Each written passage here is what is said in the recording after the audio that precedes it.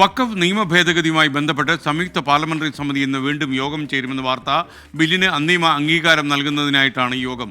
ബില്ലിലെ 14 വ്യവസ്ഥകളിൽ ഭേദഗതികൾ വരുത്താൻ സമിതി അനുമതി നൽകിയിട്ടുണ്ട്. വിനീത വി ജി ഡൽഹിയിൽ നിന്ന് വിവരങ്ങളുമായി ചേരുന്നു. വിനീത, വിശദാംശങ്ങൾ പറയൂ.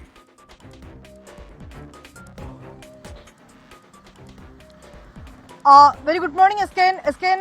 ഇന്ന് രാവിലെ വീണ്ടും ഈ വഖഫ് JPC സംയുക്ത പാർലമെന്ററി സമിതി ഇന്ന് വീണ്ടും യോഗം ചേരുന്നുണ്ട്. ഒപ്പം തന്നെ ഈ ബില്ലിന്റെ കരട് റിപ്പോർട്ട് അത് ഈ അംഗങ്ങൾക്കൊക്കെ തന്നെ നൽകിയിട്ടുമുണ്ട്. ഇക്കാര്യത്തിലൊക്കെ തന്നെ വിശദമായ ഒരു ചർച്ച ഇന്നുണ്ടാകുമെന്ന് തന്നെയാണ് പ്രതീക്ഷിക്കുന്നത്. ഒപ്പം തന്നെ ഈ ബില്ലിന്റെ അന്തിമ രൂപം നൽകുന്നതിന് വേണ്ടി കൂടിയാണ് ഇന്ന് യോഗം ചേരുന്നത്. 14 വ്യവസ്ഥകളിൽ ഈ ഭേദഗതികൾ വരുത്താൻ സമിതി അനുമതി നൽകിയിട്ടുണ്ടായിരുന്നു. കഴിഞ്ഞ പ്രാവശ്യവും ഇങ്ങനൊരു യോഗം ചേർന്നപ്പോൾ ഏതാണ്ട് 44 ഭേദഗതികളുമായി പ്രതിപക്ഷം മുന്നോട്ട് വന്നിട്ടുണ്ടായിരുന്നു. പക്ഷേ പ്രതിപക്ഷത്തിന്റെ ആ ഭേദഗതികൾ വോട്ടിന് വെക്കുകയും പിന്നീട് ഭൂരിപക്ഷം ലഭിക്കാത്തതിനെ തുടർന്ന് ആ ഭേദഗതികൾ തള്ളുകയും ചെയ്തിട്ടുണ്ട്. ഇതിനെതിരെ വലിയ പ്രതിഷേധമാണ് പ്രതിപക്ഷത്തിന്റെ ഭാഗത്ത് നിന്ന് കഴിഞ്ഞ JPC യോഗത്തിലുണ്ടായിരുന്നത്. അതുകൊണ്ട് തന്നെ ഇന്നും സമാനമായിട്ടുള്ള വിയോജിപ്പുകളും പ്രതിഷേധങ്ങളും പ്രതിപക്ഷത്തിന്റെ ഭാഗത്തു നിന്ന് ഉണ്ടാകുമെന്ന് തന്നെയാണ് കരുതുന്നത്. ഇതിൽ ഈ JPC അധ്യക്ഷൻ ജഗദാംബിക പാൽ ആരോടും ചർച്ച ചെയ്യാതെയും അല്ലെങ്കിൽ അത്രയും നടപടിക്രമങ്ങളൊന്നും പാലിക്കാതെയും ഏകപക്ഷീയമായിട്ടാണ് തീരുമാനങ്ങൾ എടുക്കുന്നതെന്നാണ് പ്രതിപക്ഷത്തിന്റെ ആരോപണം. ഒപ്പം തന്നെ ചില വ്യവസ്ഥകൾ നമുക്കിപ്പോൾ ലഭ്യമായിട്ടുണ്ട് ഈ കരട്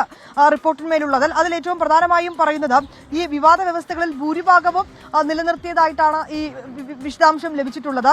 ഈ വഖഫ് നിയമം എന്ന പേര് മാറ്റി ഉമീദ് ആൻഡ് ഡെവലപ്മെന്റ് എന്ന പേര് നൽകാനാണ് ശുപാർശ. അതായത് unified Waqf management empowerment efficiency and development എന്ന പേര് നൽകാനാണ് ശുപാർശ വന്നിട്ടുള്ളത്. ഒപ്പം തന്നെ ബോർഡിൽ 2 അമുസ്ലിമുകൾ വേണമെന്ന വ്യവസ്ഥ അത് അങ്ങനെ തന്നെ നിലനിർത്താനും തീരുമാനിച്ചിട്ടുണ്ട്.